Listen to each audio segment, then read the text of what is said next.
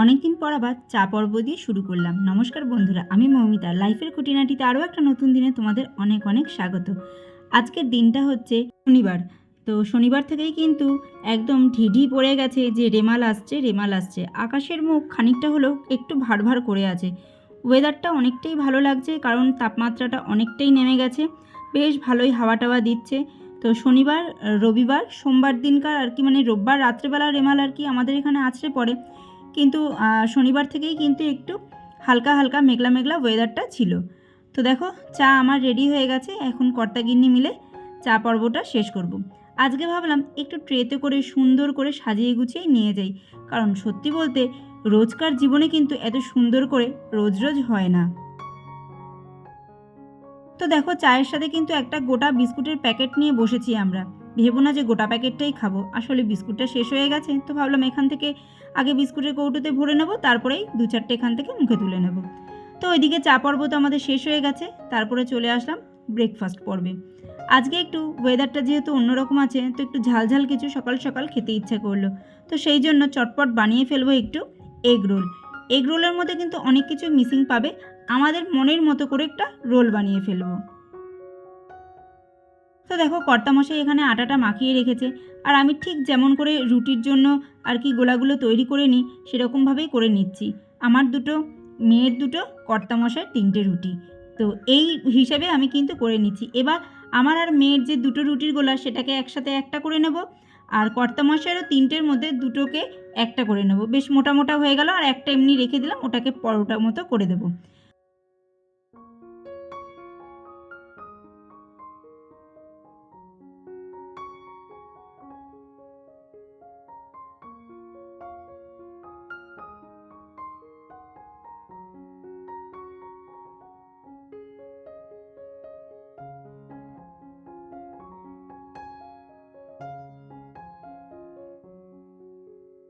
এতক্ষণ তোমরা যে কাজকর্মগুলো দেখলে তখনের হাতটা আর এখনের হাতটার মধ্যে নিশ্চয়ই পরিবর্তন লক্ষ্য করতে পারছো। হ্যাঁ, সকালবেলা রান্নাঘরে কিন্তু আমরা দুজনেই আছি। আর যখনই এই টাইপের রান্নাবান্না করি তখন কর্তামশাই অবশ্যই আমার সাথে থাকে, কারণ একা হাতে তাড়াহুড়ো করে করে উঠতে পারি না। আর যতক্ষণে আর কি এই তিনটে বলো চারটে বলো জিনিস রেডি করব, ততক্ষণে ঠান্ডা হয়ে যাবে। তো সেই কারণে দুজনে একসাথে থাকি, তাহলে হাতে হাতে অনেকটাই তাড়াতাড়ি জিনিসটা হয়ে যায়। দেখো, আমি রুটিটা বেলে দিলাম, আর এই যে কর্তামশাই এদিকে রুটিটা সেঁকে নিচ্ছে, আর এই যে ডিমটা ফেটিয়ে এখন এখানে দিয়ে দিচ্ছি আমি। সকালবেলা যেহেতু অনেকটাই তাড়াহুড়ো থাকে, আর কর্তামশাই যেহেতু কোনো অফিস যাত্রী নয়, তো সেই জন্য বেশ অনেকটাই আমাকে সাহায্য করে এই সকালের দিকটা।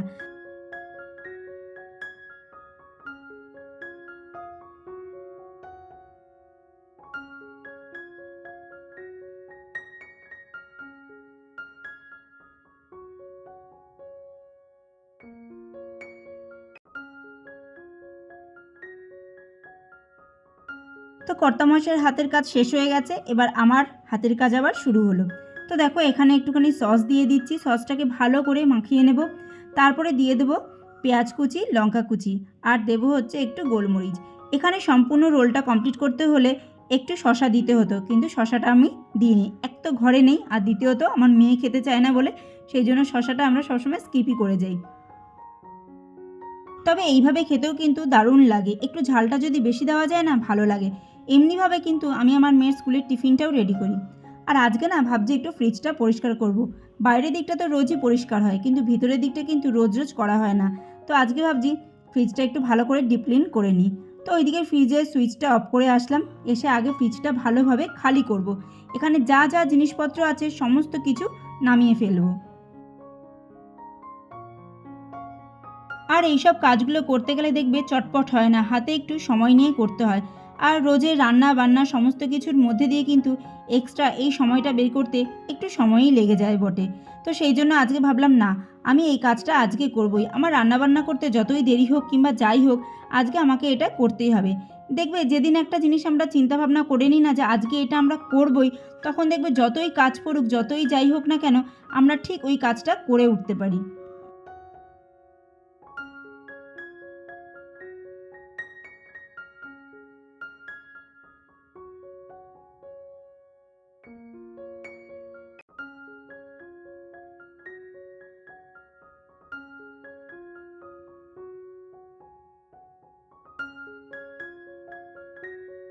তো দেখো ফ্রিজটা কিন্তু একদম আমি খালি করে নিয়েছি, সমস্ত তাকটাকগুলো খুলে নিয়েছি। এখন চলো এই লিকুইডটা একটু বানিয়ে নিই। এখানে আমি একটুখানি সার্ফের জল নিয়েছি, তোমরা লিকুইড সোপও নিতে পারো।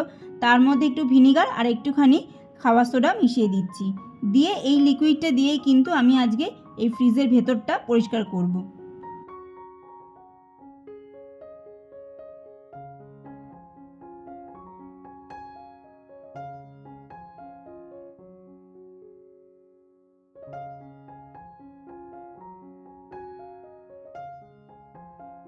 প্রথমে একটা কাপড় নিয়ে সেটাকে ওই লিকুইডের মধ্যে ভিজিয়ে সেই ভেজা কাপড়টা দিয়ে ভালো করে ডলে ডলে মুছে নিলাম।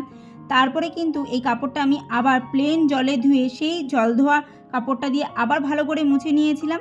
তারপরে গিয়ে একটা শুকনো কাপড় দিয়ে ফ্রিজটাকে ভালো করে মুছেছিলাম। আর তোমাদের কি দেখাচ্ছিলাম বলো তো, ফ্রিজের ওই জায়গাগুলো না ভেঙে গেছে। ফ্রিজটা আমার অনেক দিনেরই পুরনো হয়ে গেছে।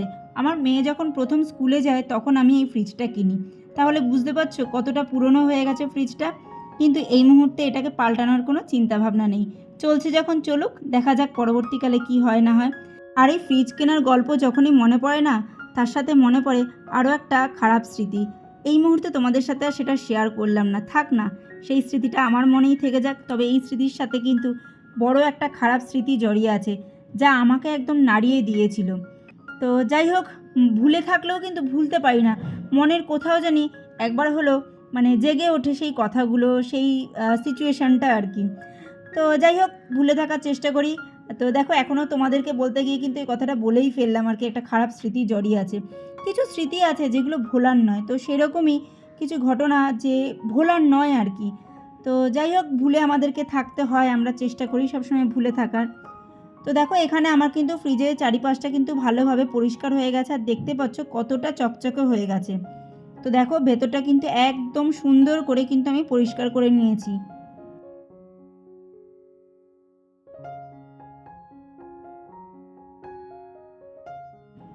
তো চলো এবার এই যে ফ্রিজের যে তাকগুলো আছে এগুলোকে আমি ভালো করে একটু ধুয়ে উপর দিয়ে দিই। এখন কিন্তু এই সমস্ত তাকগুলো বিশেষ করে যে মানে যেখানে তরি তরকারি আর কি রাখা হয় সেগুলো কাচের পাওয়া যায়। কিন্তু আমি যখন কিনেছিলাম তখন এগুলোই মানে লোহার না কিসের জানি না, এইগুলো এই টাইপেরই আর কি হতো। বলছি না অনেক দিনেরই পুরনো ফ্রিজটা আমার। তো যাই হোক, এটাকে ধুয়ে টুয়ে এখানে ভালো করে রেখে দিলাম। এগুলো আগে শুকনো হোক, তারপরেই আবার ব্যবহার করব। ততক্ষণে এইদিকে জিনিসপত্রগুলো একটু ঠিকঠাক করে নিই। এখানে অনেক এক্সপায়ারি ডেটের জিনিসপত্র রয়েছে, সেগুলোকে ফেলে দিয়ে যেগুলো ডেট আছে সেগুলোকেই ঠিকঠাক করে রেখে দিচ্ছি এখন। পরে যখন ওই তাকগুলো শুকনো হবে তখন একবারে সাজিয়ে গুছিয়ে রাখবো। আর কিছু এক্সপায়ারি চকলেট ফেললাম জানো। আমার মেয়ে স্কুল থেকে গাদাখানিক করে চকলেট নিয়ে আসে। যখনই স্কুলে যায় কোনো না কোনো বন্ধুবান্ধবের জন্মদিন থাকবে, কিছু থাকবে, ওকে চকলেট দেবে, ও সেটা নিয়ে আসবে। আর বাড়িতে থাকলে তো সত্যি বলতে মানে কেউ আসলে যেহেতু মেয়ে রয়েছে চকলেট টকলেট নিয়ে আসে, কিন্তু আমার মেয়ে সেগুলো খায় না। আমরাও খুব যে খাই তা না, মেয়ের বাবা একটু পছন্দ করে, কিন্তু তার জন্য যে এত এত খেয়ে শেষ করবে সেটাও না। তো সেই জন্য বেশ চকলেট টকলেট আমার ফ্রিজে জমতে জমতে প্রায় নষ্টই হয়ে যায়। তো যাই হোক, ওইদিকে সমস্ত কিছু গোছগাছ করে তারপরে চলে এলাম রান্নার দিকে। তো এখানে দেখো ভেন্ডি আলু ভাজা বসিয়ে দিয়েছি, আর ওখানে পেঁয়াজ টেয়াজগুলো কাটা রয়েছে। তোমাদেরকে এর আগের দিন আমি বলেছিলাম না যে সর্ষে বাটা দিয়ে এই ভেন্ডি আলুর তরকারিটা কিন্তু ঝোলঝোলও ভালো লাগে, আবার মাখা মাখাও ভালো লাগে। আজকে যেহেতু আমার ভেন্ডিটা কম রয়েছে, তো সেই জন্য আমি মাখা মাখা করবো না, একটু ঝোলঝোলই রান্না করব। তো দেখো এরকমভাবে সর্ষে বাটা দিয়ে যদি ঝোল রান্না করো না, ভেন্ডি আলুর এই তরকারিটা খেতে খুবই ভালো লাগে। তো তোমরা দেখতেই পেলে একটু ঝোল ঝোল রাখবো বলে বেশ অনেকটাই কিন্তু জল দিলাম। আর এইদিকে একটু রসুনটা থেতো করে নিই, কারণ আজকে করব হচ্ছে একটু চিকেন। শুধু চিকেন আর ভাতই করতাম, কিন্তু ভেন্ডিগুলো দেখলাম অনেকটাই শুকিয়ে যাচ্ছে। তো সেই জন্য ভাবলাম না, এইটুকু ভেন্ডি দিয়ে আলু দিয়ে সর্ষে বাটাটা করে রাখি। তো চলো চিকেনটা একবারে রেডি করে কড়াইতে চাপিয়ে দিই। একটা গোটা দিনের ঘটনা যদি তোমাদের সামনে তুলে ধরতে যাই না, তাহলে কিন্তু অনেকটা সময় লেগে যাবে। তো এতটা সময় নিশ্চয়ই তোমাদেরও ধৈর্য নেই যে সেটা দেখবে। তো সেই কারণে কিন্তু অনেক কাজ আছে যেগুলো ক্যামেরার বাইরে থেকে আমাদেরকে করে নিতে হয়। যতটুকু পারি, যেটুকু মনে হয় যে না এইটুকু দেখানো যেতে পারে, সেটুকুই তোমাদের সামনে নিয়ে আসি। তো দেখো ওইদিকে আমি চিকেনটা বসিয়ে চলে এসেছি ঘর মুছতে। এক এক করে সবকটা ঘর এখন মুছে নেব।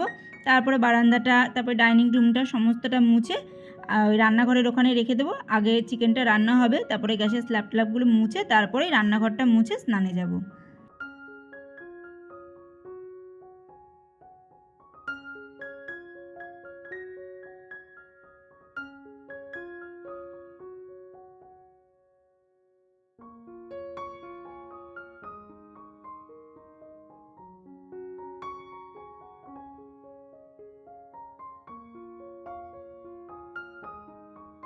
এই ঘরে বিছানা চাদরটা অনেক দিন হয়ে গেল চেঞ্জ করা হচ্ছে না। আসলে এই ঘরে তো যেহেতু শোয়া টোয়া হয় না, তো সেরকমভাবে নোংরাও হয়নি।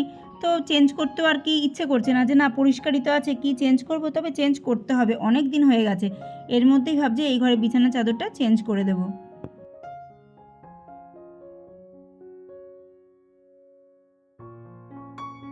তো বন্ধুরা, দুপুরে খাওয়া দাওয়া সেরে ঘুম টুম দিয়ে বিকেলবেলা মেয়েকে পড়তে দিয়ে চলে এসেছি। এখন সন্ধেবেলা মেয়ে তো পড়তে গেছে, তো কর্তামশাইকে বললাম তুমি একটু এবার এগুলো সেট করে দাও। আসলে কি বলো তো, খোলা যায়, একটুখানি নাড়িয়ে চাড়িয়ে খুলতে পারি, কিন্তু ঠিকঠাকভাবে আমি না এগুলোকে সেট করতে পারি না। এবার এর সাথে যুদ্ধও তো করা যায় না, যদি ভেঙে যায় তাহলে তো গেল। এমনিই দেখো সবজি রাখার বাস্কেটটা ওই ঠেলে গুটিয়ে ঢোকাতে বের করতে গিয়ে পুরো ভেঙে টেঙে একাকার হয়েছে। দেখি বাস্কেটটা লুজ কোথাও কিনতে পাওয়া গেলে কিনতে হবে। আর এই জায়গার ট্রেটা তো আমি কিছুতেই লাগাতে পারি না, তো সেই জন্য কর্তামশাইকে বললাম এবার তুমিই লাগিয়ে দাও। তো দেখো সমস্ত টাক টাকগুলো মোটামুটি লাগানো হয়ে গেছে। আর আমি এইদিকে যে জিনিসপত্রগুলো বার করে রেখেছিলাম সেগুলোকে সরু মতো ছোট একটা বাস্কেটের মধ্যে সুন্দর করে সাজিয়ে রাখছি। অনেক জিনিস আমার নষ্ট হয়েছে, সেগুলোকে বাদ দিয়ে এই অল্প কিছু জিনিসই এখন অবশিষ্ট আছে, যেগুলোকে আমি একটু গুছিয়ে গাছিয়ে রেখে দিচ্ছি। আর এই ডিমগুলো তো দুপুরবেলা আনা হয়েছিল, তো ধুয়ে টুয়ে রেখে দিয়েছিলাম, সেটাকে এখন এখানে রেখে দিলাম। তো ফ্রিজ আমার মোটামুটি ফাঁকাই আছে, এখন একটু ফাঁকা ফাঁকাই দেখবে ফ্রিজটা। কারণটা এই মুহূর্তে তোমাদেরকে বললাম না, তোমরা আস্তে আস্তে সমস্তটাই জানতে পারবে। ফ্রিজের দরজা বন্ধের সাথে সাথে আমার ভিডিওর দরজাও আজকের মতো এখানেই বন্ধ করলাম।